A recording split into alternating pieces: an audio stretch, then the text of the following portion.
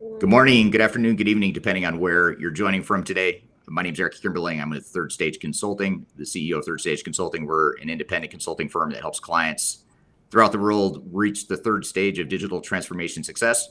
I'm excited for our live stream today. But before I get into sort of the topic and introducing our other guests, my co-host today is Kyler Cheatham. So Kyler, thank you for being here. Yeah, thanks for having me. I always love the Tuesday live stream, so I'm excited to actually be live today. Yes, usually a lot of times on these live streams, you're in the background sort of Yep. cheering on the audience and getting engaged with the audience on the chat. But you're actually on camera with us today, which is even better. And Yep. we brought an army of support with us too, because today we are going to do something a little bit different. This is actually very different from any sort of live stream we've done before.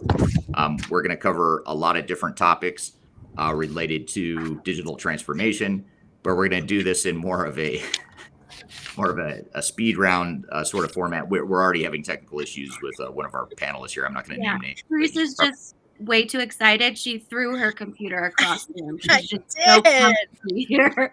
Hello. Good. And there's Teresa coming in with a bang this morning. Literally. Sorry. No problem. So what we're going to do today is we're actually going to do sort of a speed round Q&A sort of format. So usually if you've seen these live streams in the past, we'll ask questions with just one guest, maybe two guests, and we'll go deep into the conversation and, just sort of dive deep into different topics.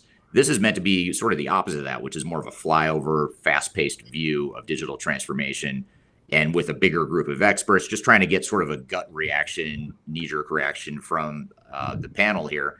And I have a bunch of different questions I'm going to ask here today, and it's intentionally meant to sort of force this group of very talented consultants into a box, which as consultants, a lot of times we're not good at that. We're not good at just coming up with a single answer to some of these questions I'm going to have, but it's intentionally designed that way to sort of force the group into a box, into sort of a first knee-jerk reaction or a gut instinct on some of these responses, and they don't know what the questions are. I gave them a sample of, I think, 3 different questions I'm going to ask, but they don't know the rest of them, so they're going to be as surprised as the audience as some of the questions, although it's nothing too crazy. So the whole idea here is we're going to ask the audience or ask the panelists some questions. They're going to show us their response. I'm going to go around and sort of make sure we can read each of the responses. I'm going to ask the audience to chime in too and provide their responses to the same questions. If you agree with a panelist or any one panelist, feel free to say that. Or if you've got a different response that you want to add to the mix, please feel free to add that to the chat. And certainly if you disagree with anything we're saying, please chime in as well. We're trying to get a pretty diverse feedback on a number of different questions here. So if you could, for the audience sake, we're streaming right now live to LinkedIn, YouTube, Facebook, and Twitter. If you could just drop in the chat where you're joining from today, that would be helpful for us just to see where our global audience is and just to understand our audience a little bit better. Just tell us what city and country you're from, if you don't mind. And love to learn a little bit more about the audience here and appreciate having you all here live today. So with that all being said, I'm going to go around real quickly and introduce who we have on the panel discussion here today. And then we're going to jump right in and start asking questions. We're going to do real quick intros. We're not going to spend a lot of time on it, but I'm just going to go in the order that I see people on my screen, which I think is the same way the audience sees it too. So I'm going to start with you, Nate. So with me first for those of you watching just to the right of me is Nate Stroher, who is a practice lead at Third Stage Consulting based here in Denver. Nate, thanks for being here today.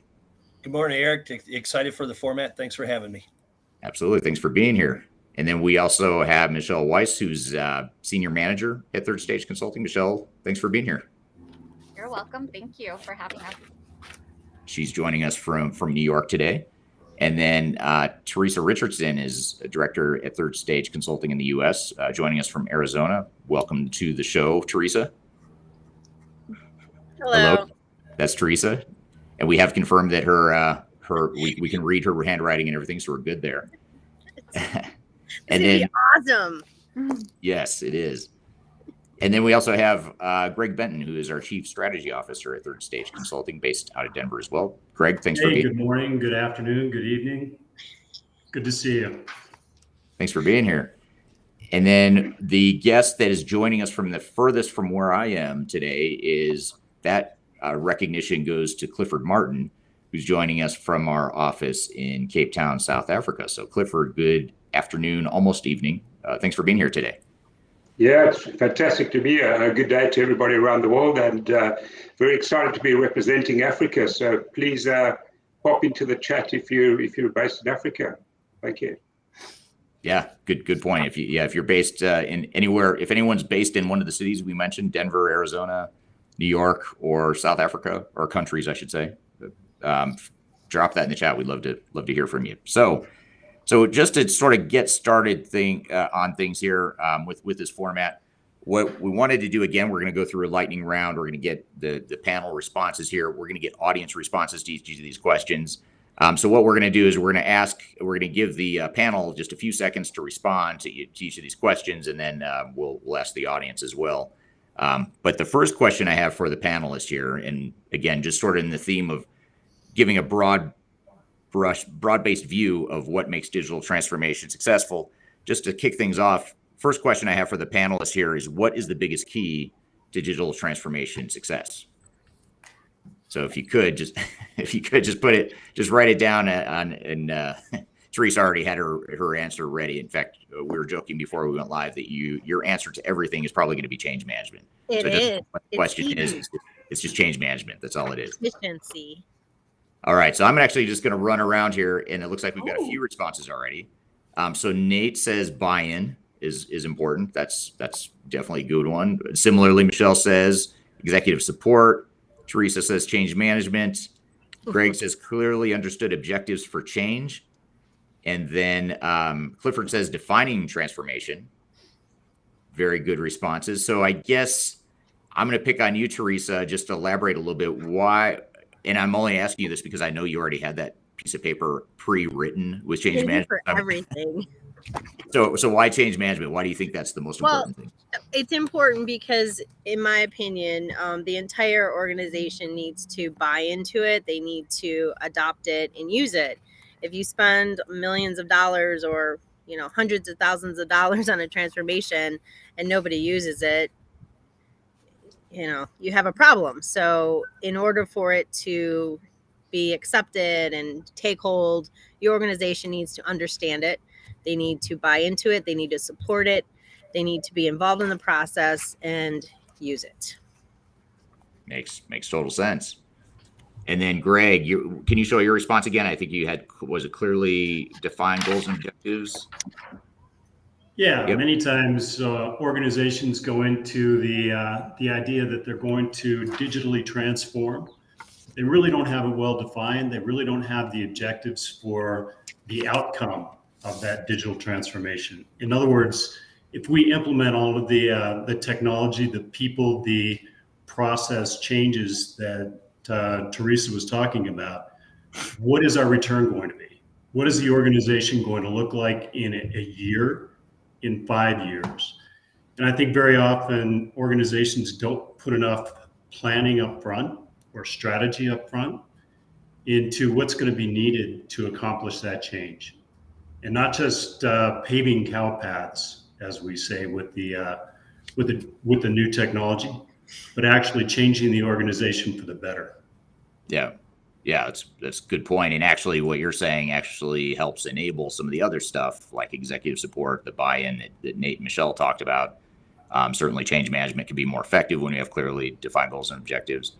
I'd also be curious from the audience, which one of these panelists do you agree with? Do you disagree? Or what did we miss? What would you add to the mix? I'd love to hear from the audience here in terms of what you think the most important key to digital transformation success is. So please feel free to drop in the chat. Also, as we're going here, if you have questions you want to ask the panel, be happy to take those as well. They don't know what's coming anyway, so we might as well take some audience questions as well. So please feel free to chime in with any questions you want to ask here. Okay, so we're going to move on to the next question here. And it's somewhat similar, but we're sort of flipping it a little bit from the previous question. And that is, what is the number one reason why digital transformations fail? Oh man, how much paper do you guys have? Teresa, one piece of paper, apparently. It's all right. It fits. She didn't even bring a pen. She just already had that prepared. She just I've been prepared since last night. all And right. actually, before we get to all the responses here, I'm gonna show a comment here that we had on YouTube, and their response here on YouTube was defining the transformation for the business and for people. So that was an interesting point of feedback, and I agree with that. People, the better they understand what the goals and objectives are, the better off it's going to be. All right. So the number one reason why they fail, Nate, you said lack of vision or goals. Clifford says misaligned expectations. Michelle says wrong people driving change. Interesting. Come back to that one. Teresa said, "Oh, what? Change management. Sorry, Wait, I just saw the change balloon. management." And then wait, Greg has a balloon. How did you? Well, I have a lot of questions. Inflated expectations. Inflated. I like it. That's You know, great. I didn't know these questions were going to come up, but I did have the balloon. That is awesome. You I just can't wait have to see what spare other prompts balloons you just might in have. case you need it, like to burst someone's bubble. You just have spare balloons laying around. That's funny. Right. That's super funny. So, Michelle, show me your response again. I remember I wanted to come back to it. Now I already forgot what you said, but it was really good. Oh, we lost. Hold on 1 second here. While Michelle's queuing Yep. up, just a reminder for our audience, Michelle represents all of our Latin American clients down there. So, Michelle, if you want to say hi to our Spanish speakers in language, definitely feel free to answer anything in Spanish today. Okay, I will. Hola. That's about as much. Thank you for that lesson, Eric. That was I used to have a boss that said, I know how to speak Spanish. Salsa, taco, guacamole. You know, I'm like, that's not Spanish. I'm sorry. All the essentials, definitely. So the wrong people driving change. Explain what you mean by that, Michelle, or why that's a risk or a failure point for transformations. What I was getting at is sometimes the people that are driving the change aren't the people that the workers, feel like they want to follow or, respect. So I know that that's happened in a couple of projects where the people that are driving that change aren't actually the ones that are respected by the organization. And so. Right. Like they don't have credibility or. Credibility, that type of thing. But they get put on a project anyway, just because maybe they have the time or they have a certain role, but it doesn't mean that the people that need to change are going to necessarily want to because of the people that are driving it. So the people driving change, do you ever see where the people that are responsible for driving change are the ones that are most stuck in the past? Like they don't want to drive the change, or they want to drive their definition of change that maybe doesn't align with the overall goals and objectives, or what have you seen there? More that, people just decide not to do it because they don't respect the person, or the person doesn't have the power to really, drive that change. So I think selecting the right people to manage that, or to make sure that they're communicating down to the people that are having to do the change, having those people well selected is really important. So that's why I put that answer. Gotcha. So here's a comment or question that I think only you can help us with, Michelle. Yeah. I was like, no, people are talking to us in Spanish. So. Las personas equivocadas impulsan el cambio. Yeah. So, Elias, is saying that, the wrong people are the ones pushing the change. So it's kind of the same thing that I'm saying. Nice. So we've got some Spanish translation happening in the chat, which is perfect. Yes, absolutely. Thank you for that comment. My glasses to read that little small name, so I apologize if I butchered that. It is hard to read for sure. And then Greg, we had to come back to it. Your prop is highly effective, as is the message on your balloon prop. But the comment here is inflated expectations is the best answer with balloon. But so at least one person watching agrees with you, Greg. Tell us what you mean by that, or why is inflated expectations? Why is that a problem, or how does that lead to failure? Well, I think that people believe that going into a digital transformation means that everything will come out on the other end as a technology change without any real effort, and support the organization in the way that is envisioned going forward. And that often comes with a lack of clear transformational plan, objectives, and even the governance internally to make that happen. And very often the strategy piece and really understanding where you want to go as an organization, this kind of goes along with what do you see as success for digital transformation, is understanding what change is going to happen and how it's going to affect the organization and the return on investment as a result. Gotcha. Yep. Makes total sense. And I agree with that. There's a lot of, that seems to be a root cause for a lot of other problems that people mistakenly think is the real cause of failure. For example, change management, back to Teresa's point, if I have unrealistic expectations, chances are fairly high I'm going to cut change management because I had unrealistic expectations and I need to force fit my project into a timeline or budget. So you end up cutting something like change management, and then you blame change management for the reason why the project failed, when really maybe it was because you had unrealistic expectations all along. A couple other comments here just related to that question. Comments from the audience here on YouTube. Tanash on YouTube says lack of support from management. Sam Graham, who is with us, joining us as a regular, is happy to translate if required. He's joining us from Spain, so he can certainly. I assume he's fluent in Spanish. I don't want to put words in your mouth, Sam, but I assume you're talking about Spanish since you're living in Spain now. And then another comment from Patricia on LinkedIn says sponsored ghost. So that gets back to the driving the change. Money, authority, and need. Man, money, authority, and need. I've never heard of that acronym. That's from VJ on LinkedIn. So thanks for that comment. I'd be curious to hear what you mean by that. I've never heard of that acronym before. So, and then one last comment here. Last but not least, this is from Parisa on LinkedIn. Another big challenge is not taking full ownership of your digital transformation or relying too much on the system integrators. It's a really good response, and I totally agree with that. You do have to have a certain amount of ownership, and back to that driving change, you can use outside help, but you need those internal faces and credibility experts within the organization to drive the change. Okay, so I'm going to get to the next one here. Here's an interesting question that I think we don't ask ourselves enough, which is, what is the biggest potential benefit of digital transformation? So when you look at all the clients we've worked with, what is that, what's the number one benefit or potential benefit that you see clients realizing, or that they should be realizing, but they're not? Give you a few seconds to respond there. Biggest potential benefit of digital transformation. I feel like we need some Jeopardy music, like do do do do do do. Totally agree. There's we're talking about keeping it simple this first time, but next time we might have music. We might have keeping score. Well, I don't know. We'll figure it out. But we thought we'd try this format first and see how it goes. But I like so at Staples they have this little button. Yeah, it says like that'd be really cool to have like teams and like Family Feud type thing. Will be like third stage Family Feud. That would be amazing. I like where your head's at.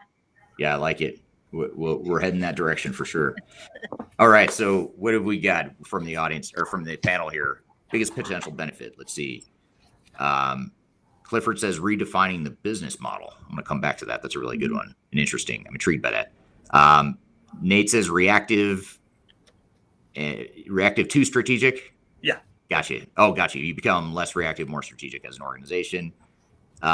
Teresa actually has a new card here. Organizational buy-in and change. What's that last word? Change management. Change management. Of course.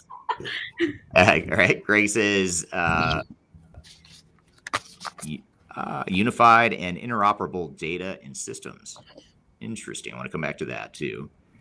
Michelle says time savings with streamlined processes. Let's start with you, Clifford. Talk about this business model concept, redefining the business model. Maybe help us understand what you mean by that, or an example of that. Thanks, Eric. So I think if one's not redefining or changing the way you do things, whether that's creating new products or launching new capabilities or engaging with your customers in a different way. You're probably just optimizing what you currently have. And in my view, certainly that's not true. That's not true transformation, let alone digital transformation.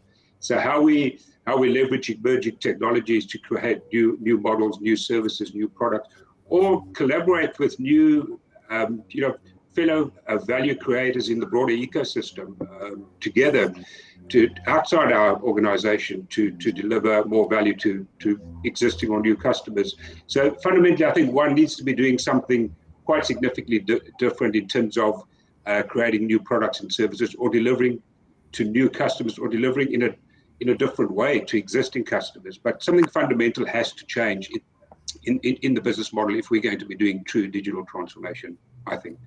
Yeah, absolutely. It's a good, and it gets back to the point that that was discussed earlier around having the clearly defined goals and objectives, and within that, defining what you want to be as an organization when you grow up, and redefining that business model where appropriate. So those are really good points. Let's see, Greg, you had one too. I wanted to come back to the interoperability, but your response is more complete. Unified and interoperable data and systems. Tell us what you mean by that.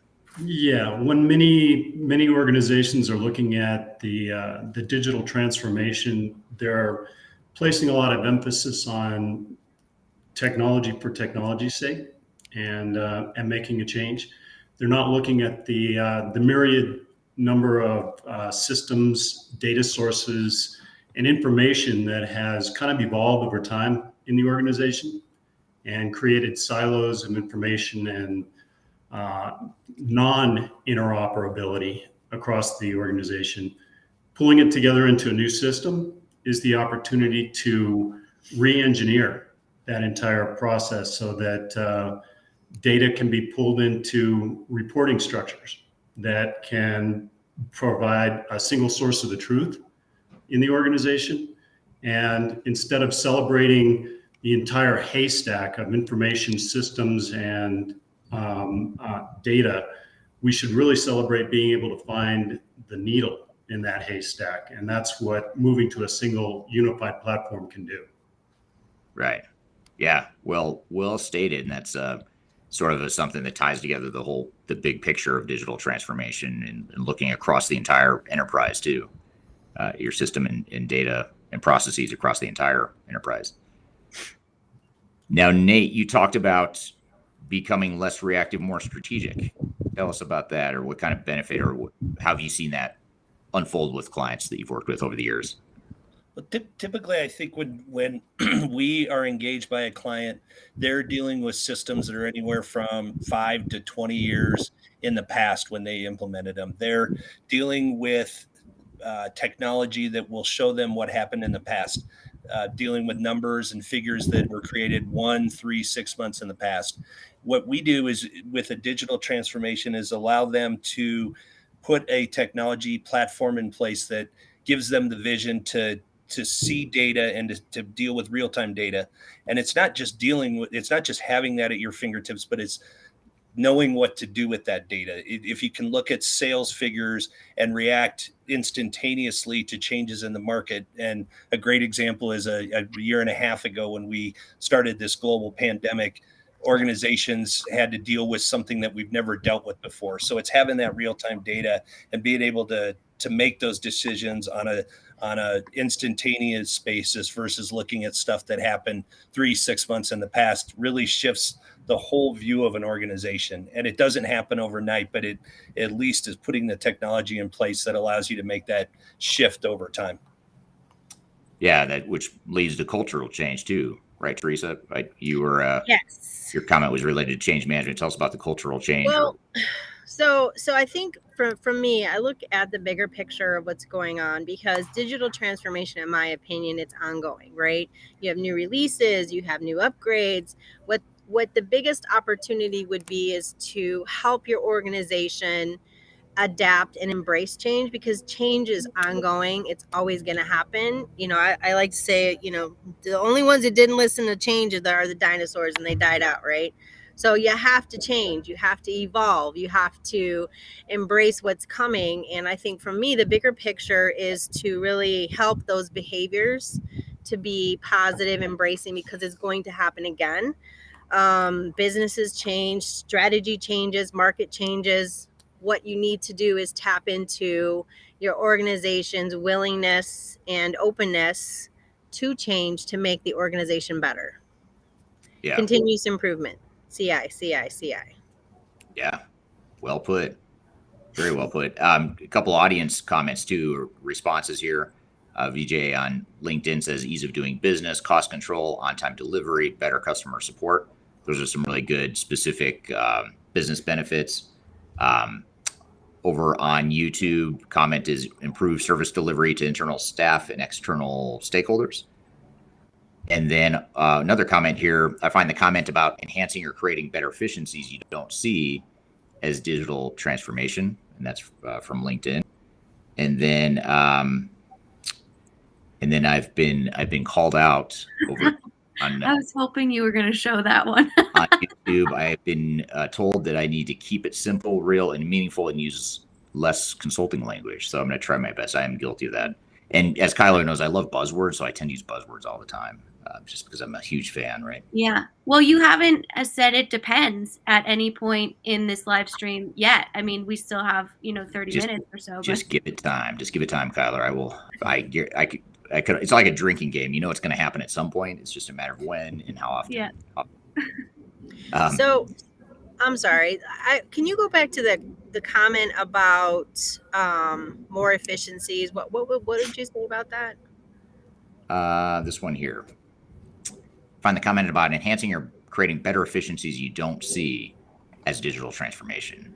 Okay. I think that's related to my comment about how does one, I guess it comes down to how does one define digital transformation. And I was making the point, in my view anyway, that merely improving efficiencies and optimizing the status quo is not, in my mind anyway, digital transformation. You're not really transforming anything. So I think it was that, Teresa. Okay. I was just going to add that when you create the culture of inclusivity and people are comfortable on asking questions and, maybe pushing back a little bit, that's how, in my experience, how other opportunities for improvement come to the table, because they are invested. They want things to be better. They want to be part of the solution. And a lot of times when you have less voices or quieter conversations, that's when you need to worry, right? But if you can help with that change management attitude or mindset or behavior and just welcome those issues and put them on the table and talk about them, it really enhances your digital transformation, because we know it's not just the technology, it's people and process. So if those things don't align, you're in trouble. So I thought that was a pretty good comment, because it does wrap into each other, and we need more voices speaking than quiet people at the table. So yeah, absolutely, especially from a change and buy-in perspective, as well as even just defining what the future state's going to be, all that stuff. Yes. Okay, so before I get to, I have some questions that toward the end I'm going to ask that are more super simple, like either or, multiple choice sorts of questions. I'm going to hold off on those. But actually, I'm going to skip to a question that I have for you. Well, it's for the whole group here, but Teresa is really going to like this one. What do you consider the most effective change management tactic in digital? Ooh. Are we all going to get around at this, or do you want me to go first? Yeah, everyone will do the normal format. I'm just saying that I know that you particularly are going to be super excited about that question, more so than maybe even the rest of us. There you go. And just a reminder to put those questions here in the chat. I know we have one from Brett on LinkedIn about some SaaS products and inflation, so we'll get to that here, but we definitely want to make it as interactive as possible as well. So I'll also comment that I think, Clifford, you need to meet Sam Graham, who is the definition king, too, and I think you two would be friends. So. I'll reach out to him. Thanks. All right. So Clifford has linking the change to business strategy. It is the most effective change tactic. Teresa says communication. Interesting. Greg says clear guiding principles, governance. And then Michelle says change agent team with the right people. And Nate says executive sponsorship. So let's start with you again, Clifford. Linking the change to business strategy. Why is that so important or so effective as a change strategy? Yeah, because I think, we have to, Eric, we operate in an industry that's primarily focused on the technology and focused on a software, defining a project as a software installation. And it has to be about a solution implementation and a sustainable business solution. So I'm always very passionate about defining these projects from a business perspective and framing it in terms of business outputs.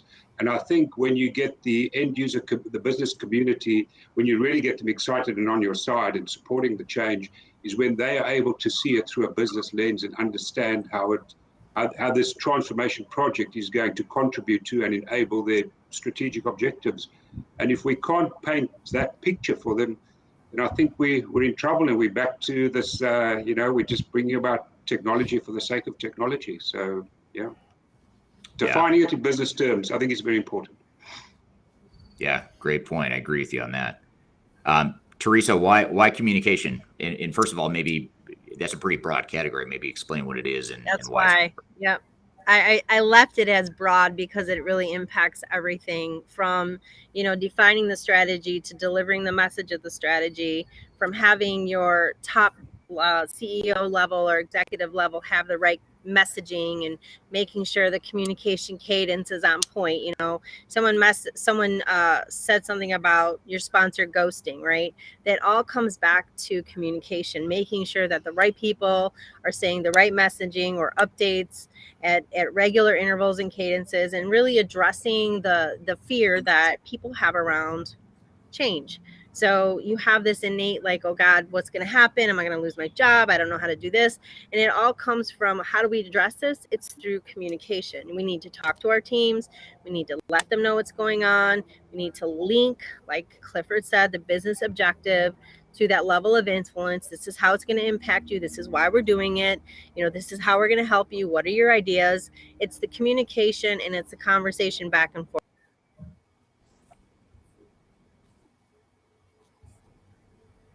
We lost you, but it was like a perfect moment. Like, that was like perfectly well said, and it was just like, bye, Bam. Yeah. Drop the mic, baby. Her work here is done, and she just. That's it. So the term communication was meant to be broad, because I think in any change initiative, that conversation back and forth needs to happen across everything you do. Yeah, totally agreed. And actually, here's a comment from an audience member here from Teresa. She agrees with you. A lot of it comes down to how you communicate the change. And then she also included a link to an article that we have on our website about better communication and training.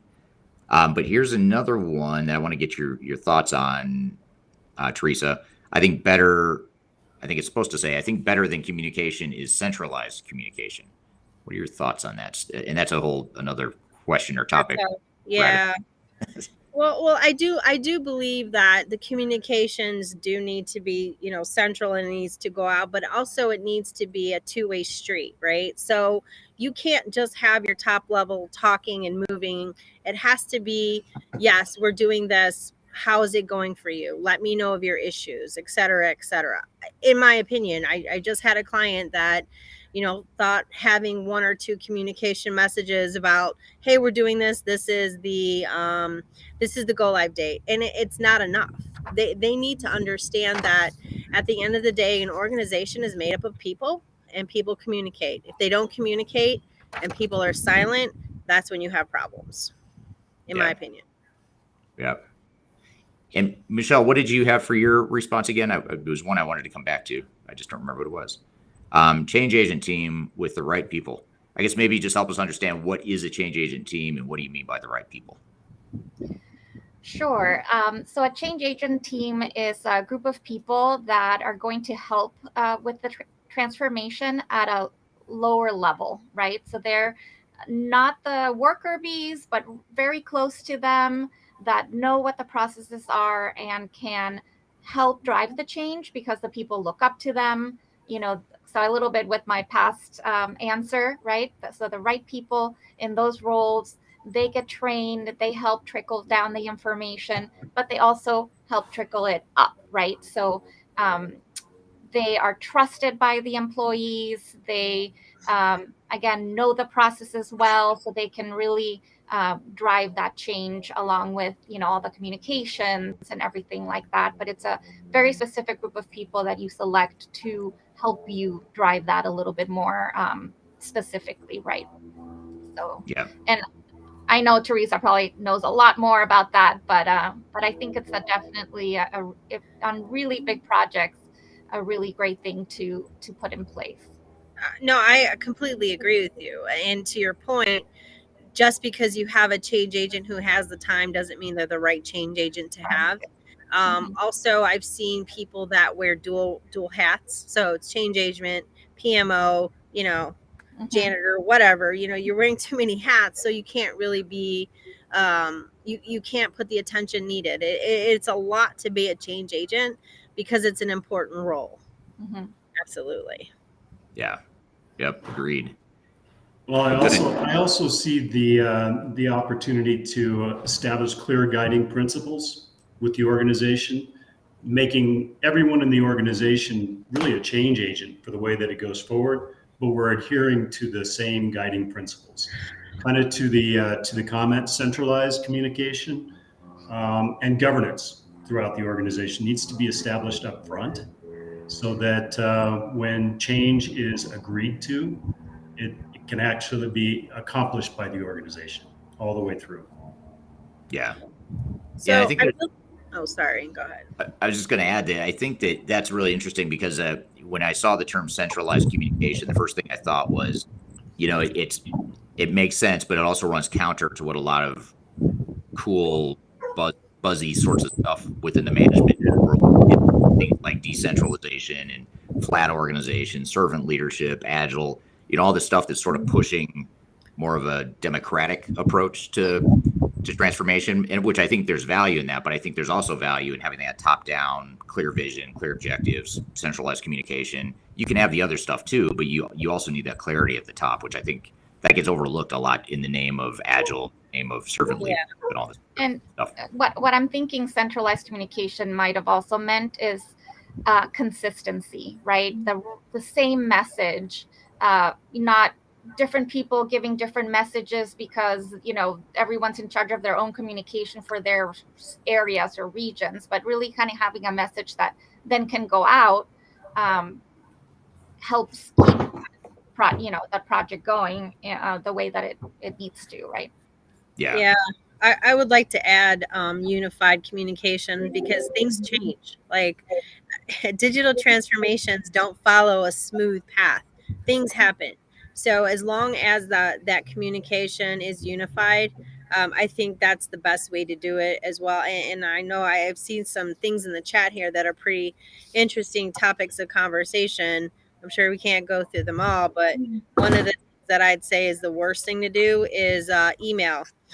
When you communicate via email, I don't know about you guys, but I've got like 10,001 emails, and it's click, click, click, click, click. So in terms of the question on the best ways to communicate, one of the ways you want to stay away from is a one avenue of communication, meaning one way to do it. There needs to be multiple ways, and you should not do it just by email alone. So we had some pretty creative ways to do it in one of my clients, and if we have time later, we can talk about it. Like Hollywood lights and spotlights and people singing RESPE. I'm only joking, but it was really cool. It was. You got to make it fun. You got to make it engaging. You have to make it attractive to hear. That's my point. Yeah. And here's a comment as a follow-up that the comment about centralized communication, the follow-up to that is when I said centralized, I mean more like the method or platform that is used. Email isn't the best, which is what you just said, Teresa. Use something more like Yammer or Microsoft Teams, etc. So it's some good points there. Yeah, in my opinion, you need to take several avenues of that communication path, because if you only use like electronic or you know, a posting. It's just gonna, you know, you gotta put it in their face, make it engaging and helpful and useful, and maybe get a giggle, and then they pay attention. You know, there's nothing wrong with that. Right. Here's a question. That's actually a question from the audience, but I want to ask it as our next sort of speed round here, and it's a really controversial question potentially. This is from Sam. But do all CEOs, and I'm going to rephrase this a little bit. Let's just say, do most CEOs actually understand what a digital transformation really is? And I'll get to the second part of this question in a minute, but it's just simple yes, no on this one. So it's a pretty easy response. But I'll ask you to elaborate on this. So do most CEOs actually understand what a digital transformation really is? And this is a really important question, I think, because if they don't, then there's a whole other set of problems we've got to deal with. So sort of a yes, no, do most of them understand? So Teresa says engaged CEOs, yes. In the typical consulting answer, you've got your your disclaimer, your caveat in there. Nate says yes, most of them do. Michelle and Clifford say no, most of them don't. And then what does Greg say? I say yes, most. Yes, most. Okay. So let's. But even Teresa, you have to break the tie. Yep. Yes. I mean, I think as our jobs as consultants, though, from third stage perspective, we have that executive strategy session. So in my opinion, yes, because we come in and we have the discussion and we talk about what it is and what it's going to entail. So the CEOs and COOs and the people that I've worked with, yeah, they are engaged, and because it's our job to make sure they stay engaged. It's an investment. And we need to have them get the most out of the investment. So if you don't hire us, then no, they're not. I was going to say, they need us to understand what it really entails. Actually, I was going to, in all seriousness, I was actually going to ask that. So in a hypothetical world where client doesn't hire us or hire someone to help them stay engaged, is the natural inclination of CEOs to be, and let's just talk about executive teams in general, because it's not just the CEO. You need your CFO, COO, CIO, all of them. You need the entire executive team to be engaged. Do you think in general, in most organizations, the executive team is engaged enough to make a transformation successful? I got to hear from Clifford. You got to do it. What do you think? Yeah, whether the CEO is engaged enough to make it successful, I think generally, I think they certainly try, and the intent is certainly there, because obviously these are massive enterprise-wide projects. They consume lots of resources, lots of time, lots of effort. So there's a high profile and visibility. But I guess it links back to the earlier question: do they understand what it is? And I don't think organizations and executives take enough time to break it down and really understand what it means for their organization. Because let's face it, there's no real uniform or industry standard definition for digital transformation. And I think we also get too caught up on the digital side of it and too little on the transformation. We forget that this is, as to the points that Michelle and Therese and others were making, this is a major transformation organization that touches people, process, technology, ways of working, roles, responsibilities, everything in the organization. So I think in a nutshell, Carla, I don't know that executives and steering committees take enough time to define for their organization what digital transformation means and what the expected outputs are. Yeah, and I think that's what Sam was getting at, and that's why I tried to, make that connection, is that transformation or ERP systems by definition need to be unique to that business's strategy and overall needs. And I always love how you and Sam, you really dig into what is a transformation, what does it mean for your specific company, and unless you're able to define that as the leadership team, then there's no way to be successful unless we have that alignment. So Sam talks a lot about that in our guest blogs, and that's why I wanted to hear from your opinion, because I think you follow kind of the same approach. Yeah. And let me make one last comment on that, Carla, and it's a whole different topic, so we won't go down that rabbit hole. I do think too often the systems integrators set the narrative about what the project is or what it is not. And there's not enough pushback from the client executive side. So, but I know we've had lots of conversations on this topic, and I won't take us off in that direction. But I did want to make that point. Yeah, And we do have that ground control episode, and I'm sure Parisa will help us pop that in there. She also just popped in our new white paper on Africa as well. So definitely check that out when it comes for more on the SI.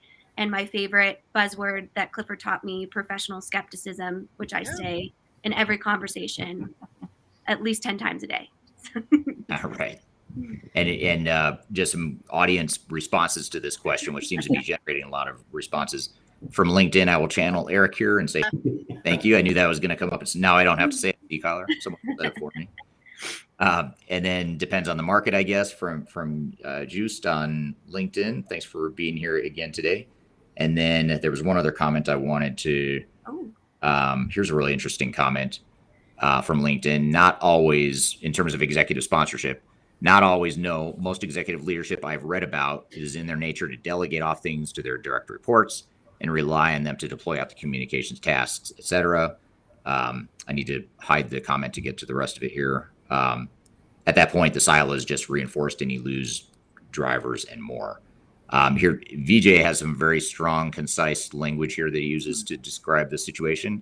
No, they delegate and dream that the system will go live. Very, very strong language there. And I do agree, though. Actually, there are a lot of executives that do think that way. They just want to push it off. They want to delegate and assume that the team's going to take care of it. I want to get to you, though, Michelle, because you said no, right? You said no. Most executives are not engaged. Is that correct? Well, I think that they might not realize the full spectrum of a digital. So I think it's already been talked about that it's not just having a new system, but it's implementing new processes. It's teaching, training, getting engagement. Like there's so much more. And, to what you said earlier, Eric, a lot of the times change management gets cut. There's no time. And that's like one of the most important things to really make it happen, right? I mean, the right software is important. Putting the right processes for your business is important.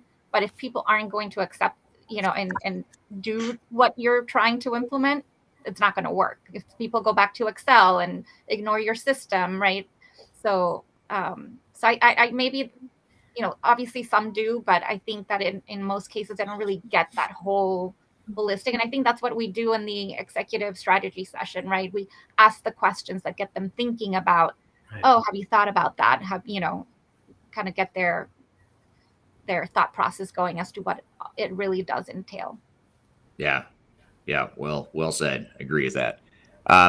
So, and actually, I'm just going to share one last comment with the audience, and then I'll move on to the next sort of the speed round questions to close up.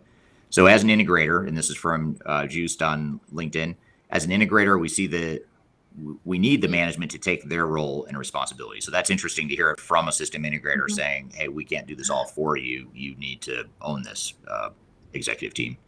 So thanks for the feedback there. And again, I think that goes back to the executive strategy sessions and the communications. A lot of times people don't take that extra step to defining what your role is, what your responsibility is, not just as, part of the executive team, but as a change agent, as part of that, stakeholder team. What does this mean? What am I supposed to do? I've heard that a lot of times over and over. And if you don't take the time to define that and have the conversation, of course, they're not going to gravitate towards what they need to do. They don't know. They don't know what they don't know. It's about that whole, unknown, fear factor, etc. So that's what we do. We help people understand. Yeah, absolutely. So in the last 5 minutes here, I'm gonna hit a couple of speed round questions. I may not ask for elaboration here. But the first one I'll cover is, and this actually alludes to a comment that was made earlier, which we didn't get to, but it's the whole concept of best of breed systems versus single ERP. If you had to pick one that you think is the best answer for companies in general, which is always dangerous to do, right? To generalize, but let's just generalize for fun. What do you think is better, single ERP system or best of breed? You want to generalize, Eric? I do. I don't even know you right now. But notice I'm not the one generalizing. Right, I'm asking others to do it. I can't do it. I want other people to do it. So Clifford says single ERP. Oh, Teresa with the classic consulting response of it depends. That's Eric's response. What would See? Eric do? That's my Yeah. new motto. Everyone's doing my dirty work for me. They're saying it depends. They're just, I've got depends as well. what did that say? But when possible, single ERP, single Yes. cloud. Single ERP. Nate, you said single ERP as well. Mhm. And then what did you have, Michelle? Oh, where did it go? Hold on. Sorry, I missed it. Muted. I'm just kidding. Hi, Toby. Oh, That's funny. Shoot. Also So- single. Single ERP. Okay. Yeah. So most responses were single ERP. Is that what you said too, Clifford? I already forgot what you said. yeah, he I did. did, yes. Okay. All right. We're going to leave it at that. I won't ask you to elaborate on that. I'd love to hear the audience feedback though. Single ERP, your best of breed. How about this? Cloud versus on-premise systems. Ooh. Depends. Hashtag Depends. it depends. Ooh, you should have that trending. That would be I amazing. really do try. It's my, it's my overall goal is to hashtag. Mine's Hashtag, prettier. I like that. Love the cloud. Not surprisingly, I think everyone so far has said cloud. We're waiting for Clifford. Yep, cloud. Prop again. With the lightning bolt. Cloud. With a little bit of lightning. Right, with lightning. Right. There is some risk, right? So that's actually a good graphic here. A good Yeah. still risk.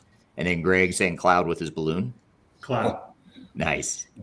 Nice. Yeah, and I suppose that's not a super controversial question. I was hoping that at least one person would say, on-prem, mainframe, S400 based, but we weren't getting any takers on that.